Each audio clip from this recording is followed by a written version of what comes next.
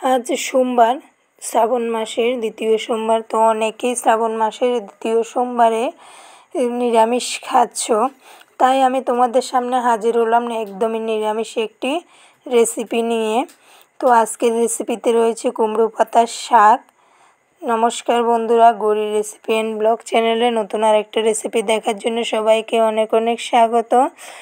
চ্যানেলে নতুন বন্ধু হয়ে থাকলে চ্যানেলটাকে সাবস্ক্রাইব করে পাশে থাকা বেল আইকনটা অন করে রাখবে নতুন রেসিপির আপডেট পাওয়ার জন্য। তো বন্ধুরা, আশা করি সবাই ভালো আছো, আমিও ভালো আছি। তো চলো রেসিপিটা শুরু করি। রেসিপির জন্য নিয়ে নিলাম কুমড়ো পাতার শাক, একটু লম্বা লম্বি করে কেটে এই যে এমনভাবে কেটে নিয়েছি ভালোভাবে আঁশটা ছাড়িয়ে। আর নিয়ে নিলাম দুটো সেদ্ধ আলু, 4-5টে কাঁচা লঙ্কা চেরা, একটুখানি আদা বাটা আর একটা শুকনো লঙ্কা, তেজপাতা ফোড়নের জন্য।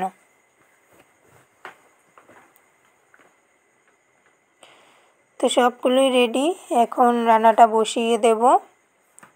তো কড়াই বসিয়ে কড়াইতে সর্ষের তেল দিয়ে দিলাম। আমি সবসময় সর্ষের তেলেই রান্না করি, আর হেলদি থাকার জন্য একটু তেলটা কমই ইউজ করি, আমি তেলটা একটু কম পরিমাণে।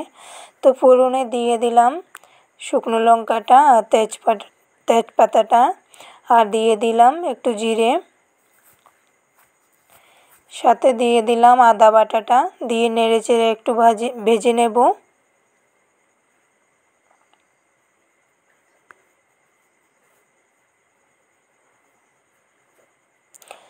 তো এটাতে দিয়ে দিলাম একটু হলুদ গুঁড়ো, 1/2 চামচ জিরে গুঁড়ো, 1/2 চামচ থেকে একটু বেশি পরিমাণে ধনিয়া গুঁড়ো,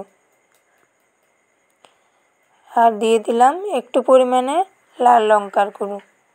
যেহেতু আমি কাঁচা লঙ্কাটা ইউজ করছি, তাই শুধু কালারের জন্য লাল লঙ্কার গুঁড়োটা দিলাম। তো মশলাটা ভালোভাবে কষিয়ে নেব।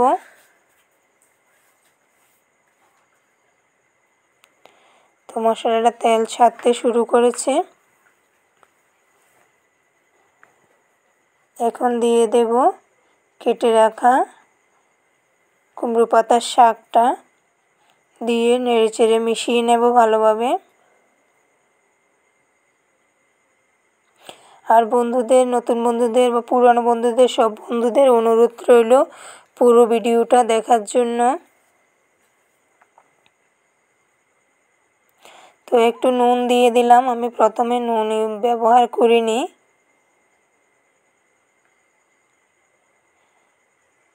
তো একটু পরিমাণে দিলাম, যেহেতু শাক, শাকটা অনেকটা কমে যাবে, নুনটা পরে বেশি লাগতে পারে, তাই একটু পরিমাণেই দিলাম। তো মোটামুটি কষানো হয়ে গেছে, এখন দিয়ে দিয়েছি সেদ্ধ করে রাখা আলুটা আর কাঁচা লঙ্কাটা, দিয়ে আবারও নেড়েছি। তো এইভাবে আমি কিছুক্ষণ ভেজে নেব, তারপরে জল ঢেলে দেব। তো তোমরা জল দিতে না চাইলেও জল দেওয়ার দরকার নেই, এভাবেই খেতে পারো। তো আমার ভাজা হয়ে গিয়েছে, এখন জল দিয়ে দেব। তো যে যতটা পরিমাণে ঝোল খেতে চাও ওই পরিমাণে বুঝে ঝোলটা দেবে। তো আমি যেহেতু নিরামিষ একটা সবজি, তো আমি একটু ঝোল রাখবো। তো মোটামুটি হয়ে গেছে,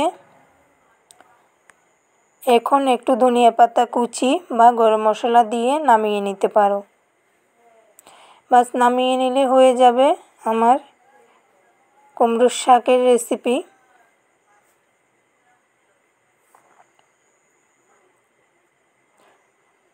তো বন্ধুরা, আমার রেসিপিটা কেমন লেগেছে অবশ্যই কমেন্টে জানাবে, ভালো লাগলে লাইক শেয়ার করতে ভুলবে না। আর আমার রেসিপিটা পুরো দেখার জন্য অনেক অনেক ধন্যবাদ। সবাই ভালো থাকবে, সুস্থ থাকবে, দেখা হবে নতুন রেসিপিতে। ততক্ষণের জন্য সবাইকে টাটা।